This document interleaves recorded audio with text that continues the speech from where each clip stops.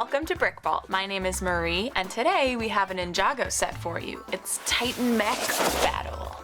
This set is recommended for ages 8 to 14. It's set 70737 and it has 754 pieces. Included are 5 minifigs, Zane, Jay, Naya, Gultar, and Bansha, plus 1 screamer. We've got 2 really cool looking mechs, and I can't wait to get this thing open. Looks like we've got 6 bags, 2 manuals, 2 sets of stickers. Let's get this show on the road.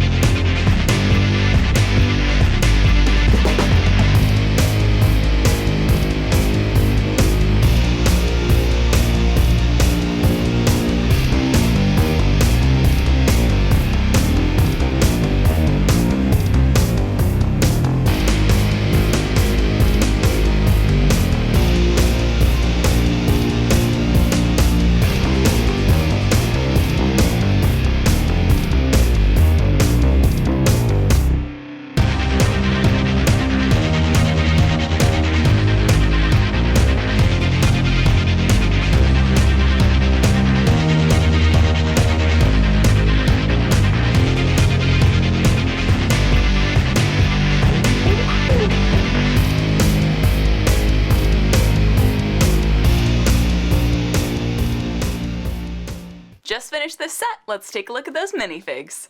First up here is Zane. He is all black and has some white and light blue detailing, and this detailing shows his ninja armor. He's wearing shoulder armor and has a face mask, which covers his 2 faces. One has a visor and an eyepiece, and the other is all metal and has an intense smile. 2 very cool printings. His standard weapons are his golden shurikens, and he can also wield one of the arrow blades. Here is Jay. His body is black as well, and his detailing is mostly blue. It shows off his ninja armor, and I think I see some ninja stars. He wields his deep stone nunchucks, and has a mask which covers his determined face. Our last warrior for good is Naya. Her body is black too, but with red arms. The red, green, and gold detailing show off her samurai armor, and she has a very good looking samurai helmet that covers her 2 expressions. One is a sweet smile and one is her robot face. She also wields her 2 katanas. Let's see the bad guys now. Gultar has his always great dual molded ghost piece instead of legs. His torso piece is blue with light blue arms and white hands. The detailing shows a tear in his clothes and you can see his spine and ribs. But the shoulder armor piece mostly covers this up, and it goes well to add to his ominous look. His mask covers his skeleton face, and there's also some detailing showing a bolt on the back of his head. He wears a purple rice hat, and you may have noticed his giant scythe. And I'm always a fan of this dual molded blade piece. A very good looking bad guy. But hold up, let's see Bansha. She has trans neon legs with a dark blue torso and dark red arms. She also has some tattered robe detailing, which is mostly covered by her shoulder armor as well. Her headpiece is very unique. It's a hood and mask in the front and trans neon hair in the back. This piece covers her evil face, and she also wields a Ghostmaster blade. It's actually the same blade piece as before, but just not built into the scythe. And the last of our bad guys is this little screamer here. He's all trans neon, he's got a gruesome little face, and he also wields a couple of big katanas. The minifigs are all fine and well, but let's take a look at our mechs. And let's start off with the big bad one, Mechenstein. The first thing you notice is that this mech definitely looks a bit like a samurai, most notably with the armor on the hips, the wing flare on the helmet, and the flag on the back. But let's start off with the weaponry though. He has 4 arms, each holding a giant blade.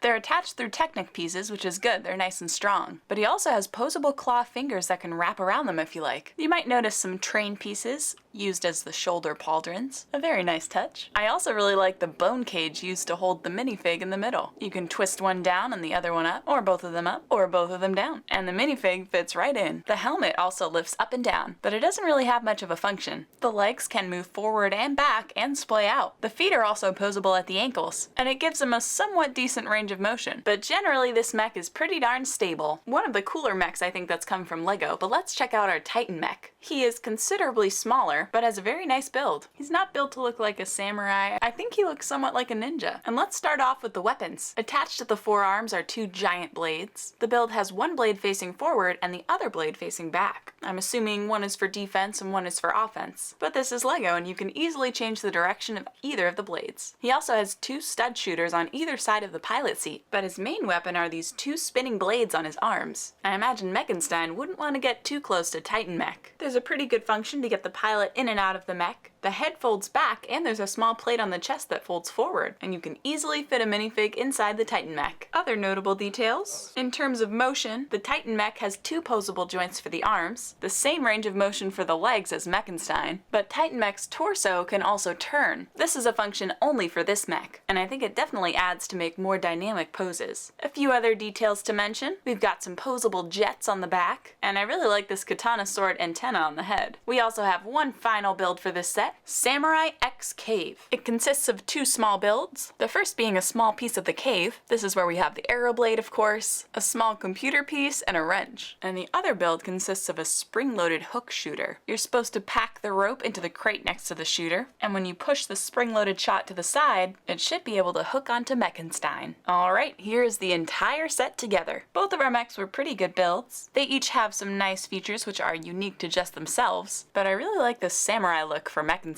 There's a lot of stuff that comes in this set and it's very complete. That's it for this episode. If you want to buy this set for yourself, you can click the link in the video description below, and if you enjoy our content, feel free to subscribe. We'll see you next time on BrickVault.